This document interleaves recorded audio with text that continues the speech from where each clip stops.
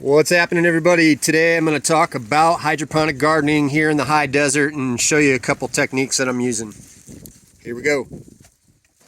So the in-ground hydroponics is pretty simple, right? I dig a hole in the ground and I'll usually put a bucket or any kind of plastic container in. I just want to note that almost every plastic piece that I have out here is recycled from restaurants or from people giving them to me. And it's all #2 plastic. So the plastic is, if there is a safe plastic, it's the safest plastic to use.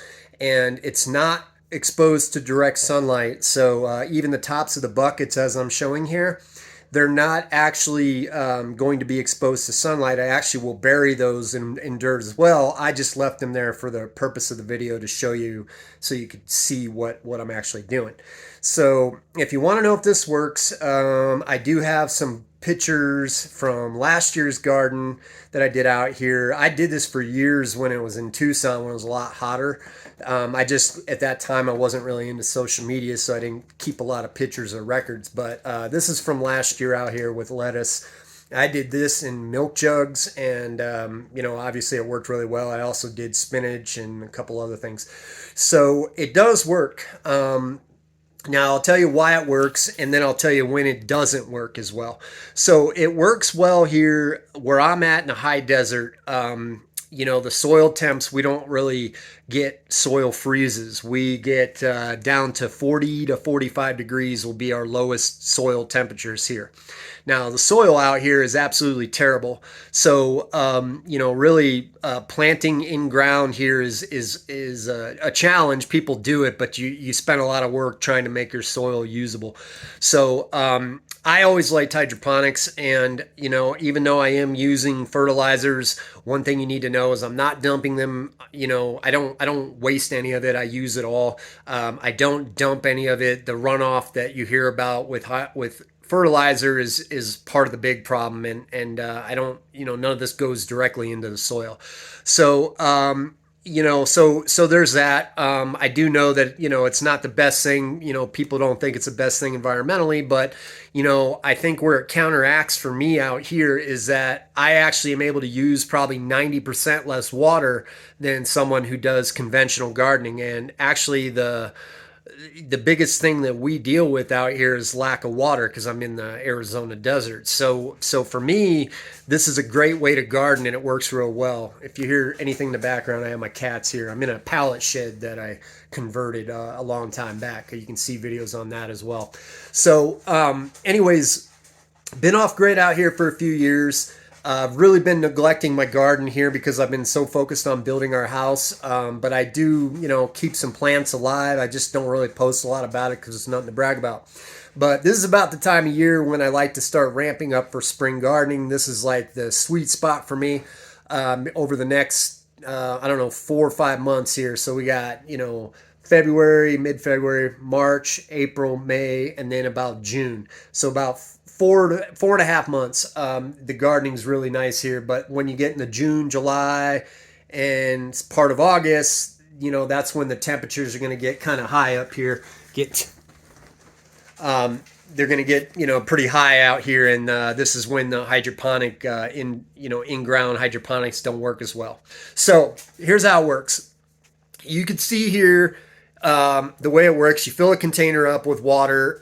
You don't fill it all the way up. You fill it up to about the bottom of where the net pot's going to sit, or you can even use just regular plastic pots from plants and have holes in the bottom of it.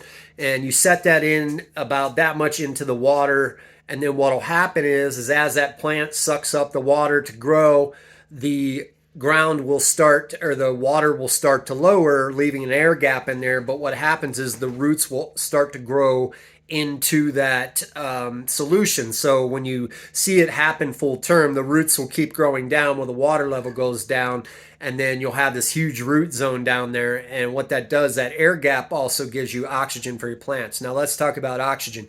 So one of the things you have to know is that the warmer that water gets, the lower the oxygen levels in water. Water does have, of course, oxygen in it, and plants need oxygen to survive. So when the temperatures are cooler, like right now, our soil temps are in the 40s, and when I bury a container, it's going to mimic the soil temps. When the container, when the temperature in there is around 40 degrees, all the way up to about 70 degrees, that is actually a really good temperature zone for water where it keeps pretty good dissolved oxygen levels. So I don't have to worry about bacteria as much. I don't have to worry about algae. I don't have to worry about dissolved oxygen levels. It's only when the temperatures start climbing past 75 degrees where you really start dealing with dissolved oxygen levels, as well as algae can be a big problem if you're getting any light in that container, and any kind of bacteria from like soil. So it's really good to not use soil when it starts getting warmer. I will use soil sometimes in the wintertime because, like I said, the temps are so cool in there that it's not really a breeding ground for bacteria yet. So, sometimes the water will get dirty, as you can see here, but it's not that big of a deal right now. And this is just from my experience. But when it starts getting warmer, that's when you start having, algae, bacteria. The water can stink. When that starts happening, you can't even grow in that stuff. Now, the way to counteract that is you can put hydrogen peroxide in the water. That'll actually sterilize some of the water, but it'll also add some oxygen temporarily to the water. You can use air stones. That's a common thing to do. But if you're doing container gardening like this, the air stones aren't really going to be practical unless you use a trough system like you can see here. I've got a couple of those set up. I'm going to be doing a bigger one this year where basically it's just like a liner in the ground that I fill with water, and then you can pop some air stones in there and you can set your plants in there.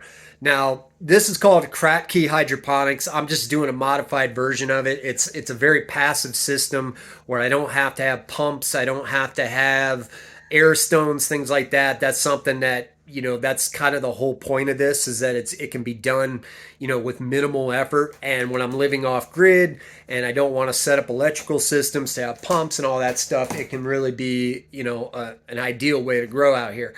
So now, as far as does it work? Absolutely it works. It works well, especially here in the winter time, all the way through late spring to beginning of summer.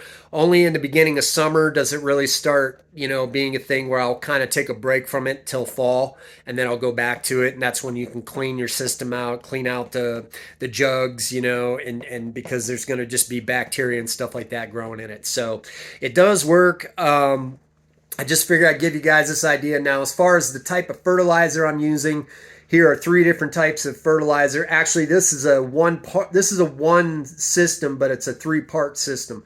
So this is a master blend. This is the kind that I like to use because it's got time-proven results. Lots of people have used it. You can see videos on the stuff. They have an online or an app that you can use to calculate.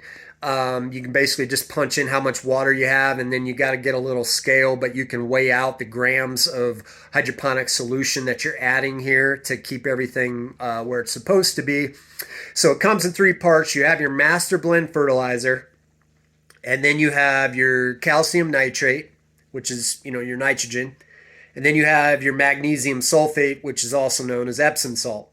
So what you do is you get this in 3 parts, and then you mix it when you want to create a hydroponic solution for your water.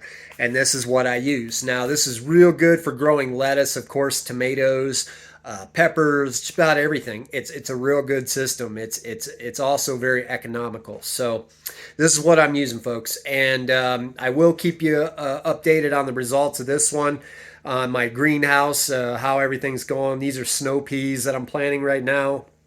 It's just a good thing to grow right now because of the temps, but I'll keep you informed.